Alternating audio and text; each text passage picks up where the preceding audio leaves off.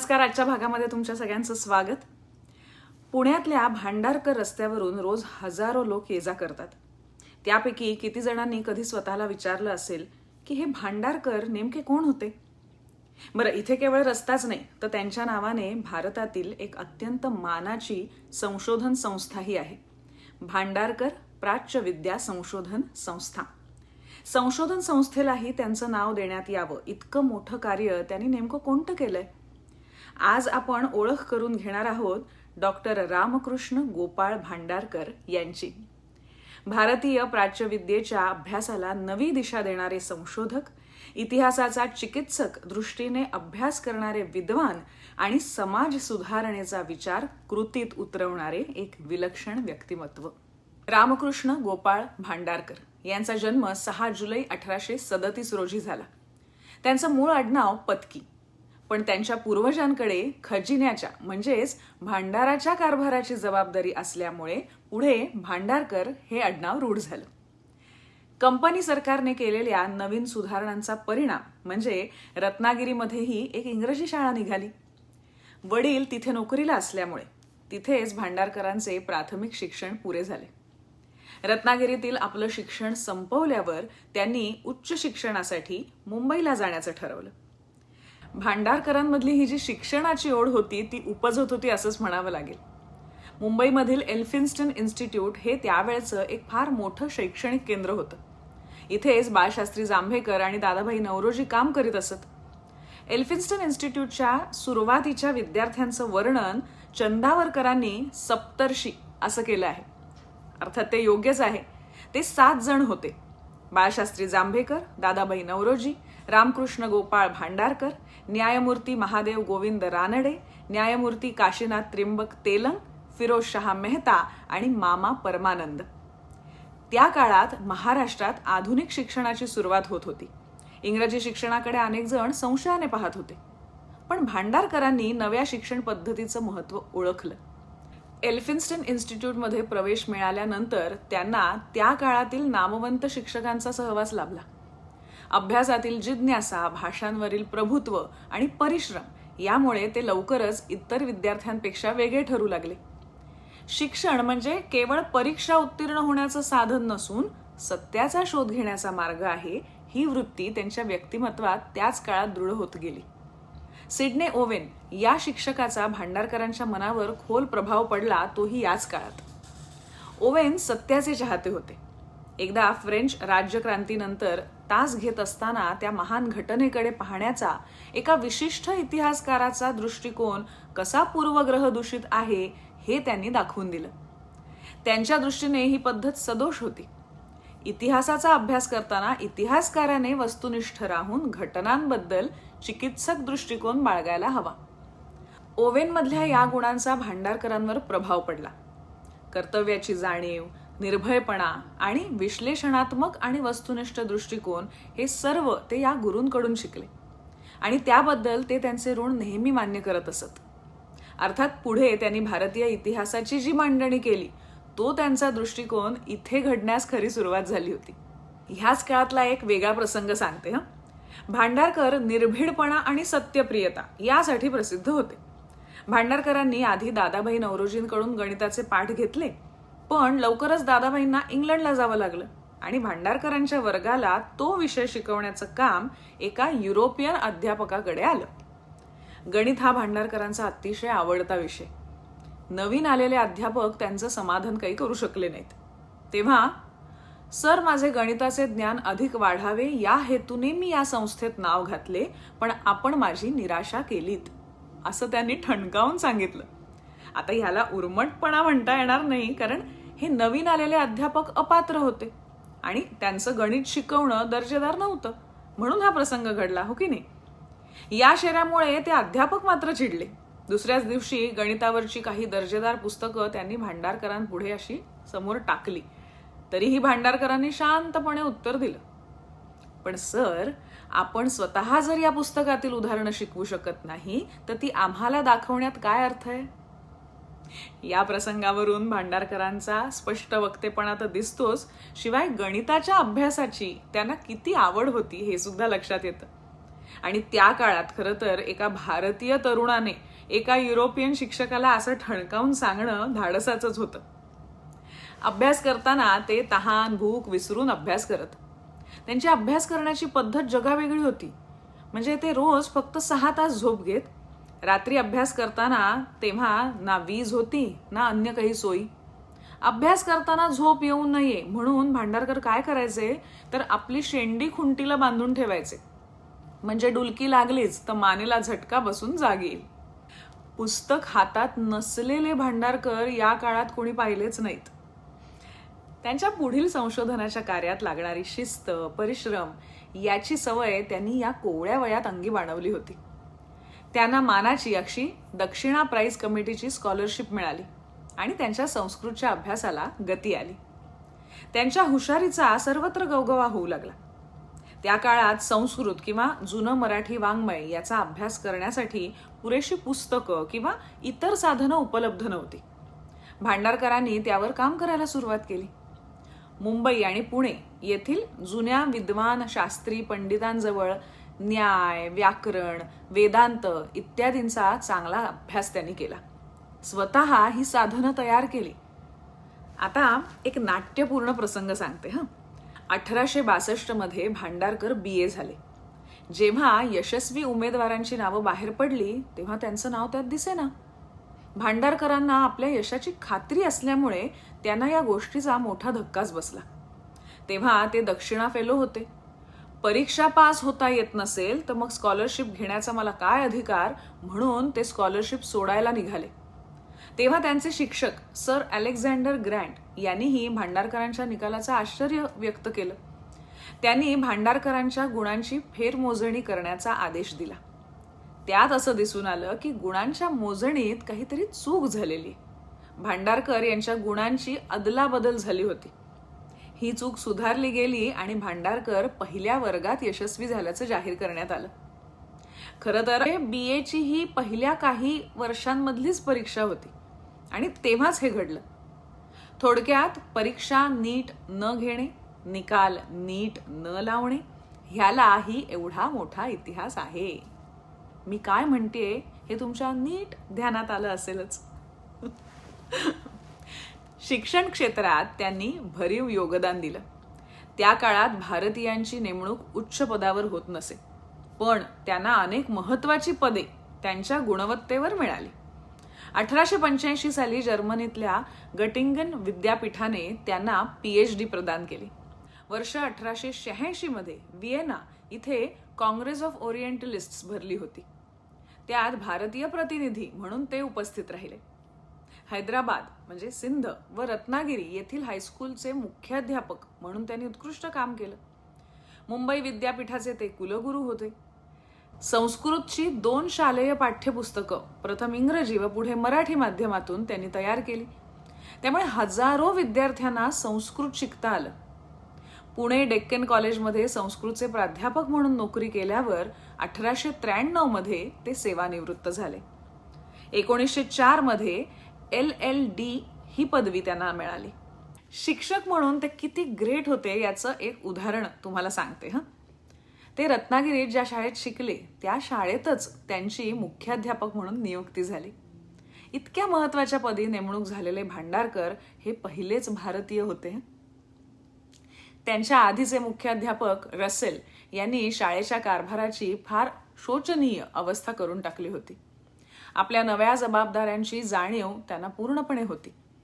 आपल्या निर्दोष अध्यापन पद्धतीने आणि आपल्या विद्वत्तेने शिस्त व कर्तव्याच्या जाणीवेने थोड्याच दिवसात भांडारकरांनी या शाळेला त्या काळच्या आघाडीच्या संस्थांच्या बरोबरीने आणून बसवलं.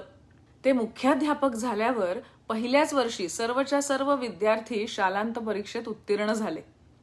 पुढच्या वर्षी त्यांच्या विद्यार्थ्यांपैकी यशवंत वासुदेव आठले याने पहिला वर्ग मिळवला आणि जगन्नाथ शंकर शेठ ही शिष्यवृत्ती पटकावली. भांडारकरांच्या रत्नागिरीतील कारकिर्दीत म्हणजे 1865 ते 1868 हा मान त्यांच्या शाळेला 2दा मिळाला. हे एक उदाहरणच मी सांगतेय कारण अजून आपण त्यांच्या संशोधन आणि समाज सुधारणांकडे वळलोच नाही आहोत. भारताचा इतिहास लिहिणारे पहिले कार्यकर्ते हे बहुधा युरोपियन विद्वान होते. भारताचा पहिला भारतीय इतिहासकार म्हणून भांडारकरांना ओळखलं जातं. राजकीय इतिहासाच्या क्षेत्रात त्यांनी 2 अतिशय मौलिक निबंध लिहिले, अर्ली हिस्ट्री ऑफ डेक्कन आणि a peep into the early history of India. भारताचा भूतकाळ पुन्हा उभा करताना पुरातन अवशेष, नाणी, शिलालेख, परदेशी प्रवाशांचं लिखाण या सर्वांचं महत्त्व त्यांनी पटवून दिलं आणि आदर्श संशोधनाचा नमुनाच सादर केला. त्यांनी critical, comparative and historical method of inquiry हा निबंध लिहून ही पद्धत समजावूनही सांगितली. पुढे ओरिएंटल स्टडीजमध्ये संशोधनाच्या क्षेत्रात भांडारकर प्रणालीच निर्माण झाली. आज आपण मोबाईलवर एखादी माहिती शोधतो आणि काही सेकंदात आपल्याला उत्तर मिळतं. पण डॉक्टर भांडारकरांच्या काळात संशोधन म्हणजे हजारो पानांच्या हस्तलिखितांमध्ये, शिलालेखांमध्ये आणि ताम्रपटांमध्ये वर्षानुवर्ष उत्तरं शोधण्याची साधना होती. ओरिएंटल स्टडीजमध्ये भांडारकरांनी जे कार्य केलं ते 5 विभागांमध्ये विभागता येईल. एकतर ते थोर इतिहास तज्ज्ञ होते, धर्म व तत्वज्ञान यांचे सखोल अभ्यासक होते, संस्कृत पाठ्यपुस्तकांचे चिकित्सक संपादक होते, भाषाशास्त्रज्ञ आणि वैयाकरणी होते आणि इतरांच्या ग्रंथांचे सुजाण टीकाकार होते. संस्कृत महाकाव्य आणि पुराण यांच्याकडे सुद्धा त्यांनी चिकित्सक बुद्धीनं पाहिलं. उदाहरणार्थ सातवाहन राजांची पुराणात आलेली नावं तपासून शिलालेख, नाणी आणि इतर पुराव्यांच्या आधारे त्यांचा काल निर्णय करण्यात त्यांनी यश मिळवलं. त्या काळात पुराणांकडे ऐतिहासिक लेखन म्हणून पाहिलं जात नसे. त्यांनी युरोपीय आणि भारतीय विद्वानांना हा दृष्टिकोन बदलायला भाग पाडलं. भांडारकर भारतीय धर्म व तत्वज्ञान यांचे सखोल अभ्यासक होते. त्यांनी 1913 मध्ये लिहिलेला वैष्णव धर्म, शैव धर्म आणि इतर धार्मिक पंथ यावरील ग्रंथ हा विश्वकोशासमान मानला जातो. त्यांच्या संशोधनातील आणखीन एक उल्लेखनीय कार्य म्हणजे महाभारत पाणिनी आणि पतंजली यांचा काळ निर्णय म्हणजे काळ निश्चित करणं. त्यांच्या संशोधनाचं महत्त्व लक्षात यावं म्हणून हे एक उदाहरण पाहूया की त्या काळामध्ये कर्नल एलिस नावाच्या संशोधकाने महाभारत इसवी सन 1521 नंतर लिहिलं गेलं असं सांगण्याचा प्रयत्न केला. प्राचीन ग्रंथ हे मुद्दाम आधुनिक काळात आणून बसवण्याचा युरोपीय पंडितांचा हा प्रयत्न भांडारकरांना अर्थातच मानवला नाही. त्यांनी आपल्या संशोधनातून दाखवून दिलं की कंसवधासारख्या कथा पतंजलीच्या काळात लोकप्रिय व प्रचलित होत्या. त्यावर आधारित नाट्यप्रयोगही होत होते. कृष्णाने कंसवध केला ही घटना प्राचीन काळी घडली असे पतंजलीच्या काळात मानण्यात येत होते आणि हा ग्रंथ इसवी सन पूर्व 2ऱ्या शतकाच्या मध्यावर लिहिला गेला असावा.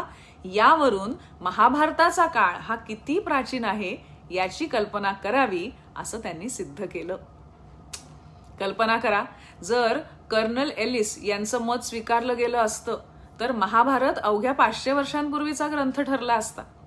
पण डॉक्टर भांडारकरांनी पुराव्यांच्या आधारे दाखवून दिलं की महाभारतातील कथा इसवी सन पूर्व 2ऱ्या शतकात लोकजीवनात लोकप्रिय होत्या. म्हणजे महाभारताची परंपरा किमान 2200 वर्षाहून अधिक जुनी आहे. एका संशोधनाने इतिहासाचा कालपलटच जवळजवळ 1700 वर्षांनी मागे गेला. म्हणजे जर भांडारकरांसारखे संशोधक झाले नसते तर आपण चुकीचा इतिहास शिकलो असतो नाही का, असा प्रश्न पडतो की नाही. विल्सन भाषाशास्त्रीय व्याख्यानमालेत पहिलं व्याख्यान देण्याचा मानही त्यांना मिळाला. त्यावेळी त्यांनी मराठी भाषेचा इतिहास व विकास या विषयावर व्याख्यान दिलं आणि त्यामध्ये संस्कृतमधून प्राकृत भाषा आणि त्यामधून पुढे विकास होऊन बदल होऊन आजच्या आधुनिक मराठी आणि इतर प्रादेशिक भाषा तयार झाल्या हे त्यांनी तेव्हा दाखवून दिलं. आज आपण मराठी भाषेचा अभिजात भाषा म्हणून गौरव होताना आनंद साजरा करत आहोत, पण त्या संशोधनाची सुरुवात ही त्यांनी केलेली दिसते. इतिहास तज्ज्ञ असल्यामुळे आपल्या सामाजिक चालीरीतींचा चिकित्सक आणि ऐतिहासिक अभ्यासही त्यांनी केला. The social history of India या त्यांच्या लेखापासून या मांडणीला त्यांनी सुरुवात केली. जातीव्यवस्थेला त्यांनी विरोध केला. त्याचप्रमाणे भारतीय स्त्रियांची स्थिती, त्यांचं शिक्षण हा त्यांचा आस्थेचा विषय होता. लहान वयात होणारी मुलामुलींची लग्न, त्यातून समाजात बालविधवांचं प्रमाण वाढणं, अशक्त संतती निर्माण होणं, या सगळ्या गोष्टींचा त्यांनी उहापोह केला. प्राचीन काही स्त्रिया उच्च शिक्षित होत होत्या हे त्यांनी गार्गी मैत्री यांची उदाहरणं देऊन आणि तसंच बुद्ध धर्माच्या प्रचारात स्त्रियांचा सहभाग किती मोठा होता हे नोंदवून सिद्ध केलं. स्त्रियांच्या पुनर्विवाहाविषयी त्यांची आग्रहाची भूमिका होती आणि म्हणून त्यांच्यावर त्यावेळेला दगडफेकही झाली. त्यांनी मात्र याविषयी संशोधन करून, बघा संशोधन करून 12व्या शतकाचा आरंभ होत आहे त्या जुन्या काळातही विधवा विवाह रूढ होता, पुढे तो नाहीसा झाला हे दाखवून दिलं. आणि ते केवळ हे लिहून थांबले नाहीत, तर 1891 साली आपली कन्या शांताबाई हिला त्यांनी पुनर्विवाह करण्यासाठी प्रोत्साहन दिलं. स्वतः समाजातील दुर्लक्षित प्रश्नांचा ते आवर्जून विचार करत असत. शेतकऱ्यांचं दारिद्र्य ही त्यांना गंभीर समस्या वाटत होती आणि त्यांना होणारा सावकारांचा जाच हा मोठा सामाजिक दोष आहे असं त्यांना वाटे आणि म्हणून शेतकी बँका स्थापन करून कमी दराच्या व्याजाने शेतकऱ्यांना कर्ज मिळावं अशी सूचना त्यांनी त्यावेळेला केली होती. आज अशा शेतकऱ्यांच्या कोऑपरेटिव्ह सोसायटी आपण पाहतो, पण हा विचार त्यांनी इतक्या आधी मांडला होता. अशा कितीतरी गोष्टी सांगता येतील. अशा अतुलनीय व्यक्तिमत्वाचा आढावा एका भागात घेणं खरंच अवघड जातंय. पण यावर्षी 6 जुलैला आपण त्यांची 189वी जयंती साजरी करतो आहोत. त्यांनी तेव्हा केलेल्या कार्याचा, दिलेल्या विचारांचा परिणाम आपण आज अनुभवतो आहोत. इतक्या प्रदीर्घ काळानंतरही त्यांचे विचार काल सुसंगत आहे ही किती अभिमानाची गोष्ट आहे, नाही का? त्यांना 89 वर्षांचं दीर्घायुष्य लाभलं. या आयुष्यातील शालेय जीवनापासूनचे प्रत्येक मिनिट त्यांनी ज्ञान संपादन करण्यासाठी, संशोधनासाठी आणि अभ्यासासाठीच खर्च केलेलं आपल्याला दिसून येतं. शिक्षक म्हणून निवृत्त झाल्यानंतरही त्यांचं संशोधन सुरूच होतं. त्यांच्या या महान कार्याचा गौरव त्यांच्या हयातीत झाला असं म्हणता येईल. कसा ठाऊक आहे? सर रामकृष्ण गोपाळ भांडारकर यांच्या 80व्या वाढदिवसाचं औचित्य साधून त्यांच्या विद्यार्थ्यांनी आणि हितचिंतकांनी भांडारकर संस्थेची स्थापना केली. 6 जुलै 1917 रोजी भांडारकर यांच्या सहस्त्रचंद्र दर्शनाचा योग साधून संस्था कार्यरत झाली. आपण हयात असताना याची देही याची डोळा आपल्या नावाने संस्था उभी राहिल्याचं पाहायला मिळणं हा दुर्मिळ भाग्ययोग त्यांनी अनुभवला. 2017 मध्ये या संस्थेलाही आता 100 वर्ष झाली. अर्थात संस्थेविषयी अधिक सांगायचं तर आपण एक वेगळा भाग त्यासाठी करूया. पण एक गंमत मात्र सांगते. या संस्थेची लायब्ररी म्हणजे वाचनालय संस्थेचं भूषण आहे. त्याची सुरुवात भांडारकरांनी आपली पुस्तकं आणि ग्रंथ देऊन केली. त्यात त्यांनी भारतातून म्हणजे अगदी भारतभरातून जमवलेली दुर्मिळ हस्तलिखित सुद्धा होती. किती ठाऊक आहेत? 3500. अशा या आधुनिक महर्षीचं स्मरण न करता भांडारकर रस्ता क्रॉस करणं ही किती मोठी चूक आहे, नाही का? मग कसा वाटला आजचा भाग तुम्हाला? आम्हाला प्रतिक्रियेमध्ये नक्की सांगा. आणि असेच वेगवेगळे भाग बघण्यासाठी मधुरा वेलणकर साटम ही आमची YouTube वाहिनी, तिला पसंती द्या, तिचा प्रसार करा आणि तिचे सभासद व्हा. म्हणजे लाईक, शेअर आणि सबस्क्राईब करा. पुन्हा भेटूया पुढच्या भागामध्ये एका नव्या गोष्टीसह. धन्यवाद.